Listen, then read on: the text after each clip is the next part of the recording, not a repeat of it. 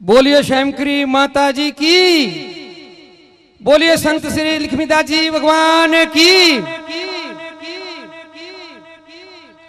संत श्री लक्ष्मीदास सेवा संस्थान बीरू ग्रुप बिनमाल द्वारा आयोजित 15वां जिला स्तरीय प्रतिभा सम्मान समारोह के मुख्य अतिथि श्री महेश जी सैनी IAS, अध्यक्ष श्रीमान अश्विन जी आर्य सैनी, प्रोफेसर जयनारायण विश्वविद्यालय जोधपुर,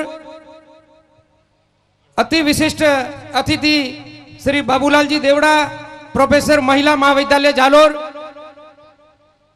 श्री भरत जी देवड़ा, सहायक अभियंता डिस्कॉम रानीवाड़ा, श्री ब्रह्म सिंह जी गहलोत, श्री दिलीप सिंह जी सोलंकी, यातायात निरीक्षक जालोर, श्रीमती शशिबाला चंद्र सोलंकी, श्रीमती टीना माली,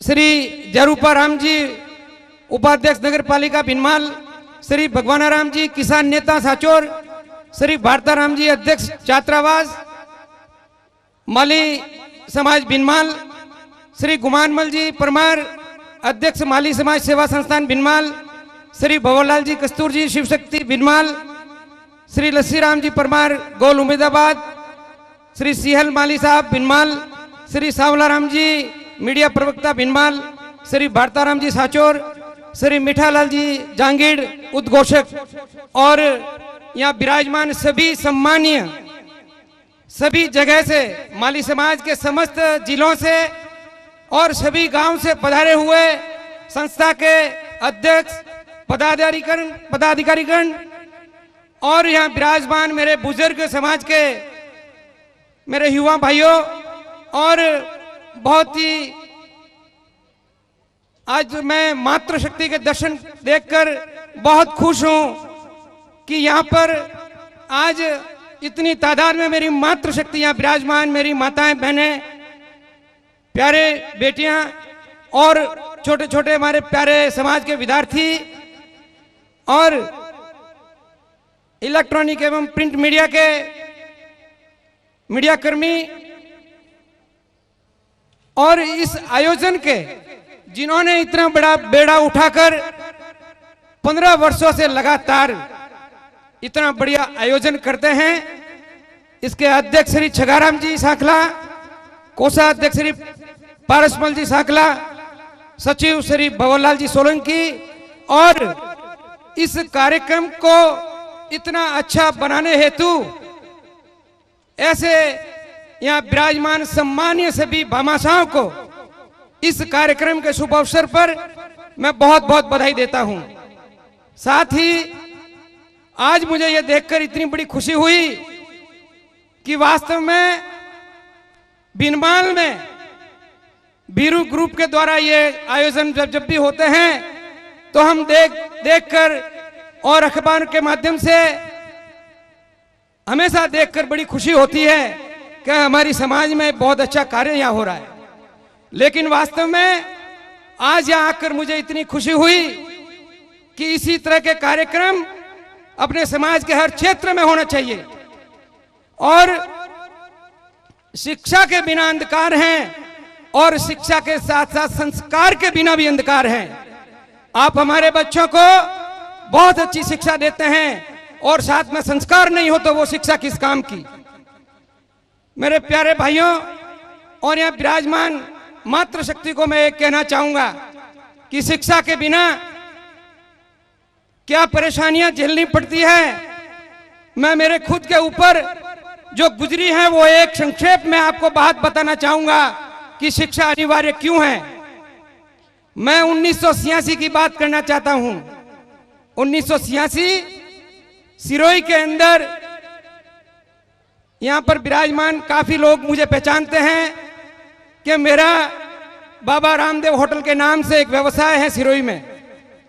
1986 में एक छोटा सा ढाबे के रूप में मैं खुद से हाथ से रोटियां बनाता था, वेटर का काम करता था और हर तरह के काम मैं खुद करता था। उस वक्त की बात मैं बताना चाहता हूं। एक बार 1986 में मेरे होटल के बाहर ग्राहक आए, अंग्रेजों की बस आई और उन्होंने नीचे आकर, उनके साथ गाइड था, उसने मुझे ऑर्डर दिया कि भैया इनको एक थोड़ी थोड़ी दाल और सब्जी और एक एक रोटी लगा दो। मैंने सारा खाना तैयार किया, उनको टेबल पर बिठाने के बाद सबके सामने रोटी और सब्जियां मैंने रखी। 15 मिनट तक मैं उनके आगे दौड़ता रहा, उनको कहता रहा कि भाई साहब आपका खाना बन गया, आप खाना खाइए, आपका खाना बन गया है, टेबल पर लग गया, आप खाना खाइए। एक भी मेरी बात को नहीं सुन रहे थे। मैंने तुरंत देखा कि जिस गाइड ने मुझे ऑर्डर दिया था वो बस में बैठे बैठे ड्राइवर के साथ गपशप कर रहे थे। मैं भागा और उन गाइड साहब को बुला कर लाया। भाई साहब 20-25 मिनट हो गई, खाना लगाया, कोई खा नहीं रहे हैं। उन्होंने आकर अंग्रेजी में उनको बताया और वो अंग्रेज इतने हंस पड़े, बहुत हंसे, ओ ऐसी ऐसे करके बड़े जोरदार सब हंसे और अपने बैग में से कैमरे निकालकर सब फोटो खींचने लग गए। क्यों फोटो खींचने लगे? कि हमारी वहां की रोटी जो है वो टुक्कड़ कहलाता है, इतना बड़ा टुक्कड़ होता है। अंग्रेज उन्होंने देखा कि इस प्लेट में ये और कोई तरह की प्लेट है और चपाती आने वाली है। भाइयों, मुझे पता नहीं था, मैं अंग्रेजी में बोल नहीं सकता था, इसलिए मैं उनको समझा नहीं पाया और मैं 20 मिनट तक उनके आगे दौड़ता रहा कि खाना खाओ, खाना खाओ। लेकिन वो तो अंग्रेज थे, मुझे बोलना नहीं आता था। तो उस दिन मुझे इतना दुख और दर्द हुआ कि मेरे पिताजी हमेशा कहते थे कि बेटा तू स्कूल जा, स्कूल जा। लेकिन उस जमाने में वो मार साहब जो डंडे से मारते थे ना, उस डर के मारे मैं स्कूल नहीं जाके सीधा होटल पर काम करना चालू कर देता था। लेकिन उस दिन मुझे इतना दुख हुआ और दर्द हुआ कि मैंने आज अगर इंग्लिश पढ़ी होती तो मैं इनसे, अंग्रेजों से ही नहीं, वहां होटल पर बड़े से बड़े वीआईपी और इतने बड़े बड़े लोग, इतने बड़े अधिकारी, मिनिस्टर तक आते हैं। अगर मैं अंग्रेजी पढ़ा लिखा होता तो शायद मैं उन सब से अंग्रेजी में बात करता। तो भाइयों, मैंने तो ये कमी रखी, लेकिन यहाँ विराजमान सभी माताओं बहनों को और गार्जियन को कहना चाहता हूं कि आपके जितने भी बच्चे हैं उनको जरूर उच्च शिक्षा तक आप ले जाना। ये उदाहरण के तौर पर मैंने आपको बताया कि शिक्षा के बिना कितनी तकलीफ होती है। और उसके बाद जब मुझे ये तकलीफ हुई तो मैंने 2017 में 10वीं पास की और अभी मैंने 12वीं का एग्जाम देके 3 सब्जेक्ट क्लियर कर दिए हैं, 4 सब्जेक्ट, 1 सब्जेक्ट इस साल है वो भी क्लियर करूंगा, क्योंकि मुझे ये पता लगा कि शिक्षा के बिना तो भैया अंधकार है। अगर आगे बढ़ना है आपको तो शिक्षा बहुत अनिवार्य है।